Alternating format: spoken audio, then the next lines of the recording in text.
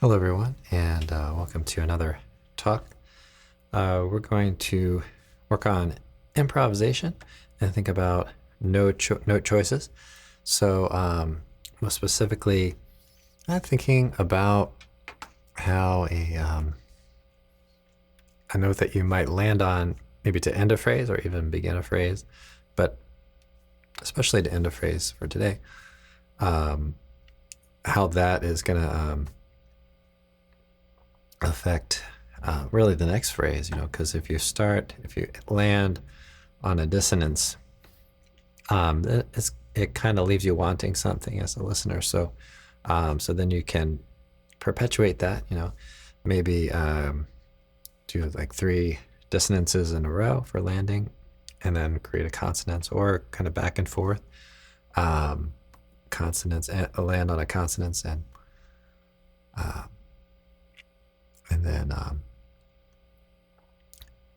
land on a dissonance and then a consonant. So one phrase ending on a particular note that's doesn't feel rested or complete, and then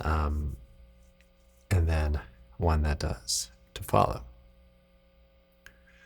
All right, so I'm going to start out today experimenting a little bit with this. I wasn't happy with it this morning, the backing track, but I tweaked it a little bit.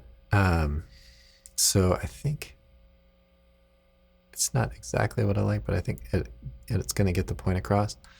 And so we'll see how it goes. So I'll do a little improvising, or do a little improvisation over Nuage, and so I'll really deliberately try to work in some of these ideas so listen for notes that sound like they're dissonant, and others that are consonant more at the end of the phrase.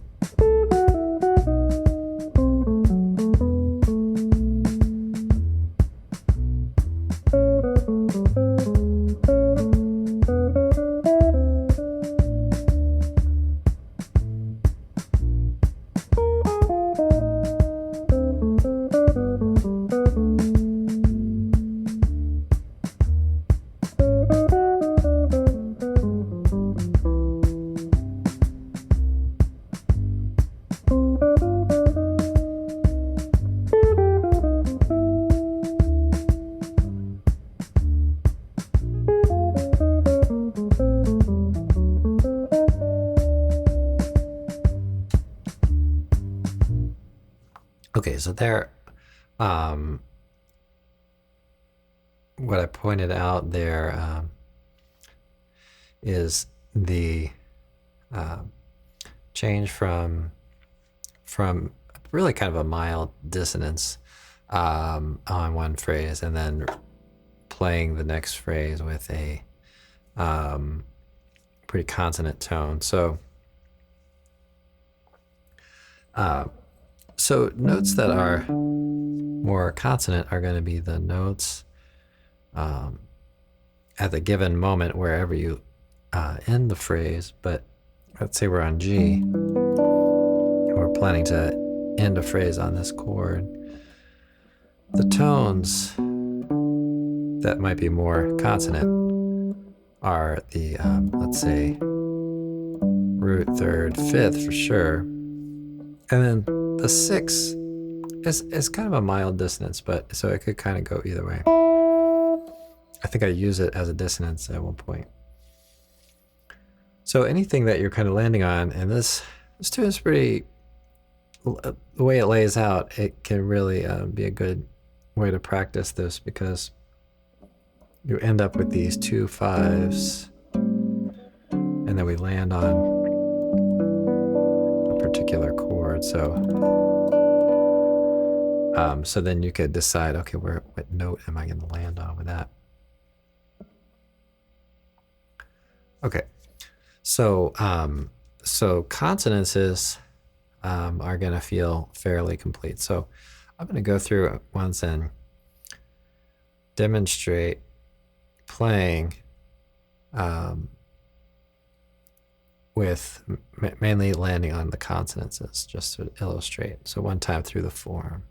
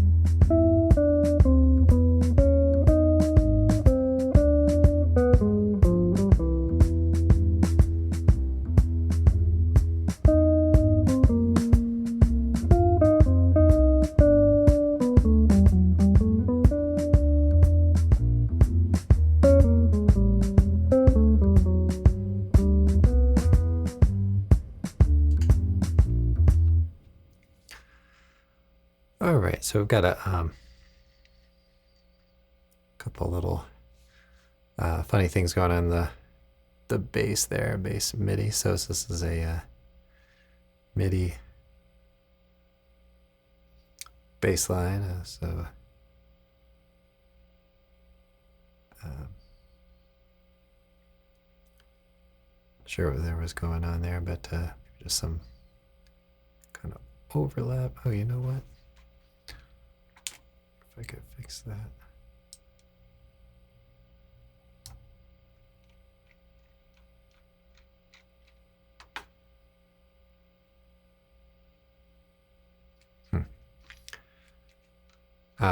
Well, anyway, I'll save that for a time. I might go back to the other.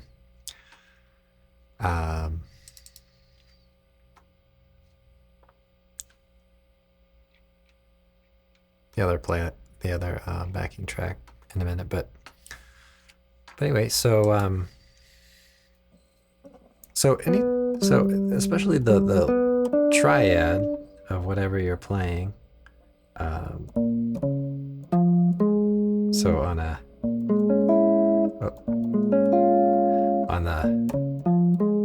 B flat, let's say B flat minor. Let me see if I can get some notes playing and see how this sounds.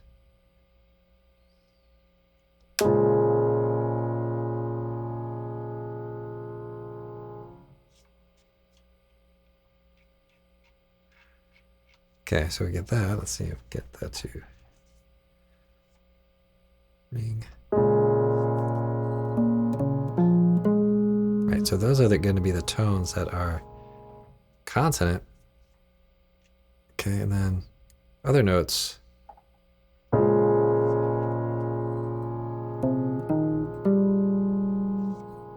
going to be still in key, but are going to be a little more dissonant. So we make those choices. So let's go back to the G chord. And we'll think about G, and so we'll play, let's say G6 here.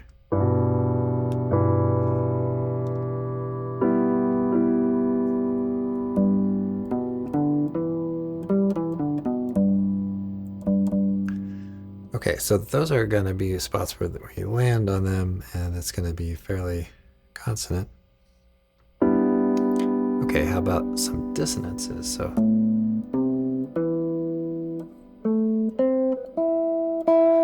any of those moments, or those tones that are kind of in the key but a little outside of the sound. So kind of like an A minor triad. So you might try to choose one of those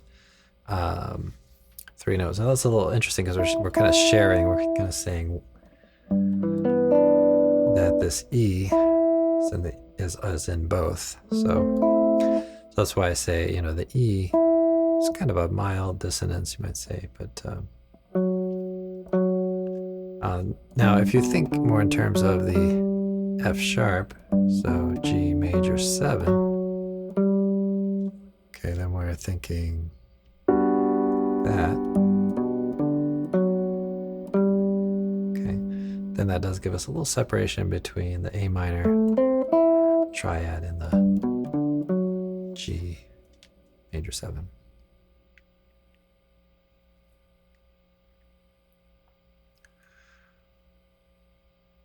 All right, so I'm going to play a little more here, and then I'll land a little bit more on some of the more dissonant tones here. So I think I'm just going to bear with those kind of issues in the bass there.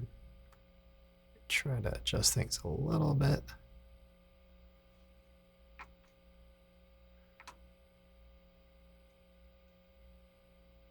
Just to see if I can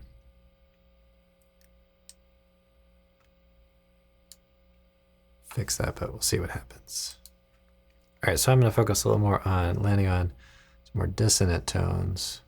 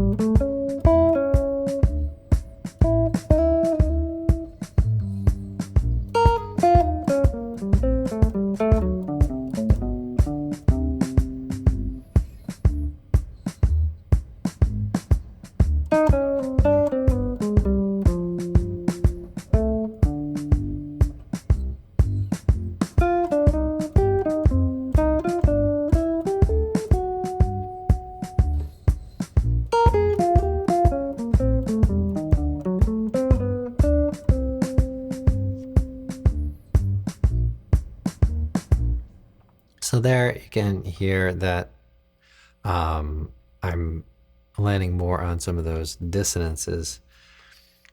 So the main thing is to try to develop some control and some awareness over what notes you're especially landing on, and how it relates to the chord and kind of what kind of dissonance might be involved with that. All right, so let's switch back to this other backing track. I was kind of motivated to change it up a little bit because I've been playing this with this kind of one backing track, so I just wanted to do something a little bit fresh. But I'm going to continue working on that because I think there's some potential there. The other one. All right, but let's work toward. Well, let's talk a little bit about that first. So if we're on an E minor, for example,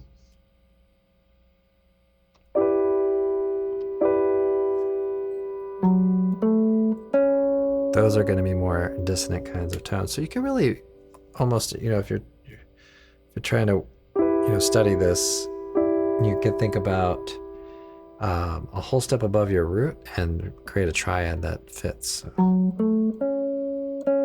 So that would be like an F sharp minor triad. All right, so that's kind of a technique that you can use. So if you have a 7-note kind of scale or chord scale that you're thinking of, say 4 notes that are inside the chord sound, and then maybe 3 notes that are outside of that. And then you can even go further outside into chromatic tones. All right, so let's play a little bit with this, just mixing and matching those consonances and dissonances.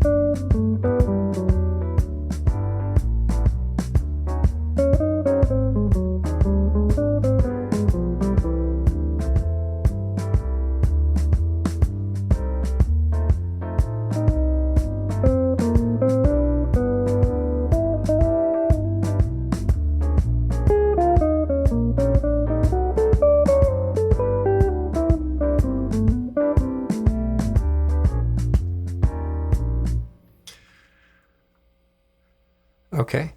So I meant to go back to the other drum groove, but that's okay. I think it worked out okay. But let's go back to that original drum groove here.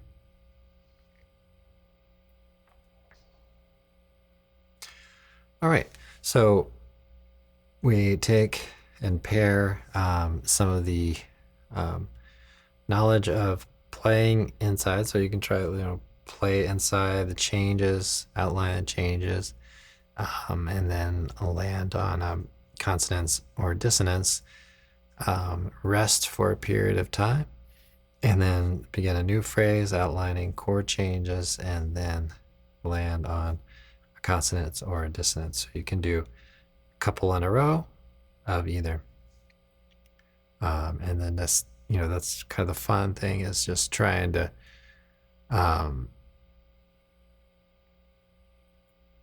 use consonants and dissonance to kind of create tension or release, and working it back and forth.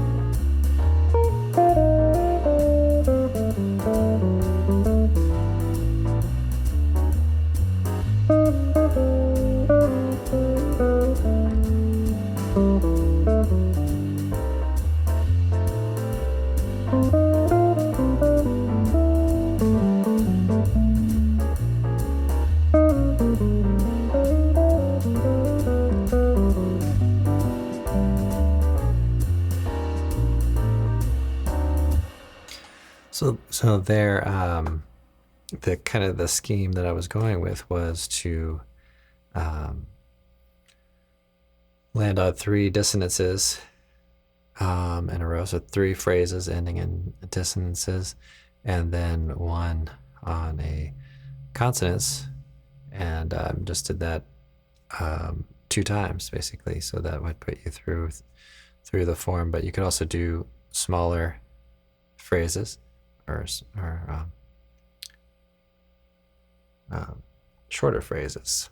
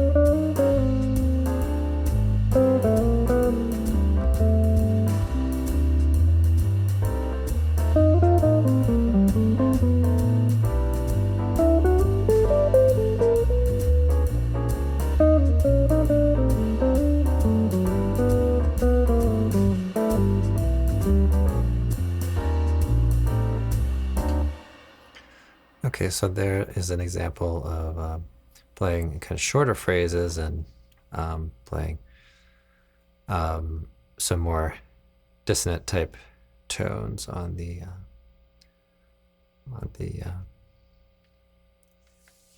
progression. So kind of thinking maybe 2-bar phrases. So you think 2-bar phrases, and just doing kind of back and forth there. And then when you play, you could do a combination, do 2-bar phrases, 2-bar phrases, 4-bar phrase, mix it up, try to play in different areas of the form. All right, so I think I'm gonna turn off the chords in the background, and then I'll play around with maybe playing a little more freely without the kind of chord sound behind this.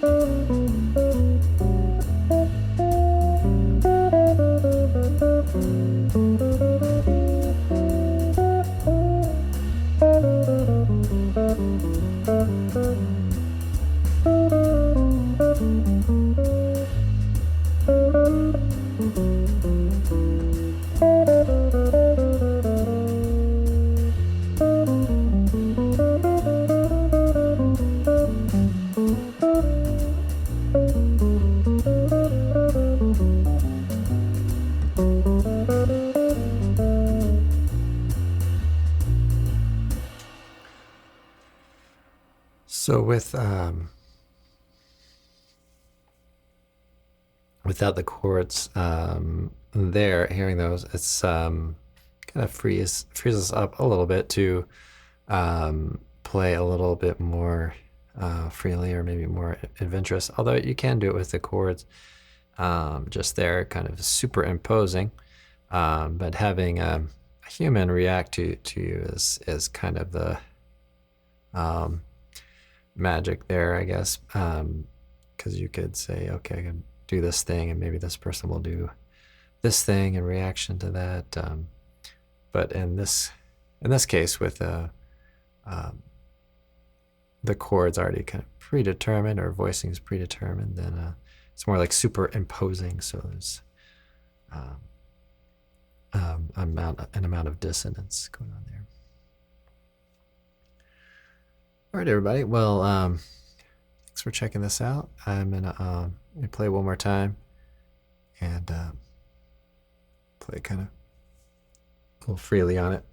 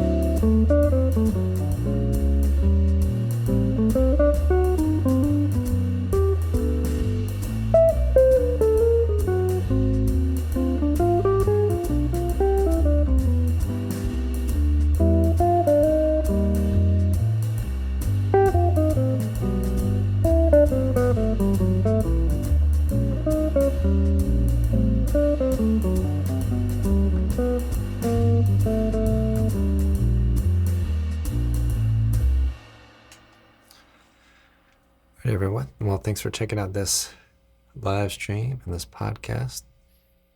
Hope everybody has a really great day today and really good practice sessions. And I will see you all in the next one.